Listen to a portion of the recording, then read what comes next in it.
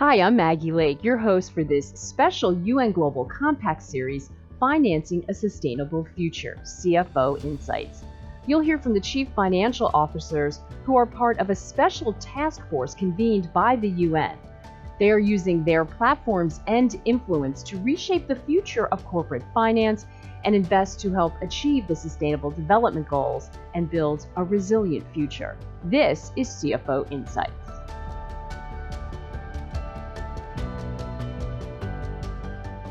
Why is the CFO point of view so important in this discussion?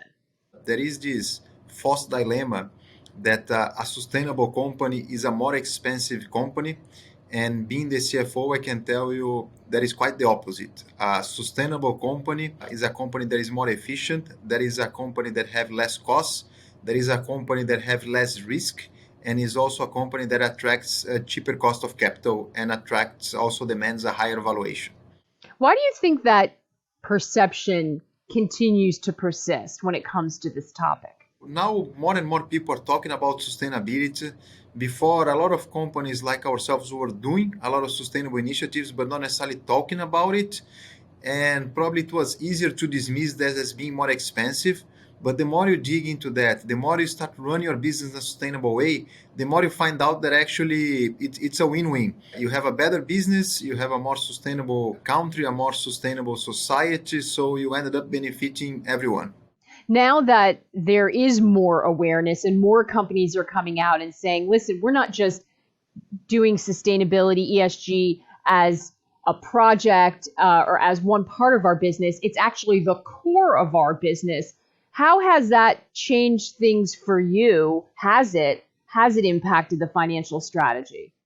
Actually, this is quite interesting. It didn't change because I feel that sustainability, you need to start doing as a company, you need to start believing it and you start to seeing benefits.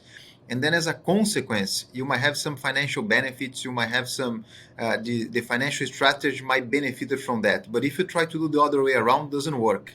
A sustainable company is a less risk company. Being a less risk company, it also deserves a lower cost of fund. It also deserves a higher valuation. So that's something that you wanted. When you're looking at this now, if you're building SDGs into the core of your business, how do you decide what to prioritize?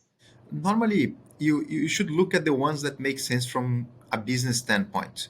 Let me give an example. We produce beer. Beer requires water. So water is a very important raw material for us. So for us, it makes total sense to be behind the water stewardship, to look how different ways to secure safe, drinkable water, clean water. So whenever you look at an SDG that has a very strong connection to your business, it's going to be credible and you're going to keep on investing because it's going to make a difference for your business on the long run. If it's in the core of your business, it's running throughout, how are you approaching the financing of that? And what is the conversation like with the market? Are there innovations out there that are making it easier for you to get the funding that you need to do the kind of long-term planning that's necessary? We've been doing sustainability initiatives for a long time, but for example, we never felt confident enough to issue a sustainability linked loan because not necessarily the accountability was there, the standardization was there. We felt at the beginning of this year, the market was in a much better place. There is much broader understanding and much broader consensus of what is sustainability. So we feel comfortable to issue a sustainable linked loan. Are innovations like this going to help us close the financing gap? What do we need to see? What else do we need to see? I feel that we need more standardization. We need to make sure that everybody understands what sustainability is and what sustainability is not. Otherwise, there is always the credibility risk when you are making such large instruments, when you're getting investors' money and saying that this money is going to drive sustainability. So for me, that's still the biggest threshold that we need to cross because there is a huge amount of interest. Investors are realizing more and more that it's not either a company sustainable or not, and maybe there are different types of angles on that. If a company is not sustainable, it's not going to be here for the next 100 years. It's a very risky investment as we see it. So more and more funds would be going to companies that are sustainable, but standardization for me is key so everybody understands what they're searching for. Thank you for watching CFO Insights. For more information on the CFO Task Force for the SDGs, you can head over to www.cfoinsights.com. work.cfotaskforce.org and share your insights on social media using the hashtag CFO Task Force.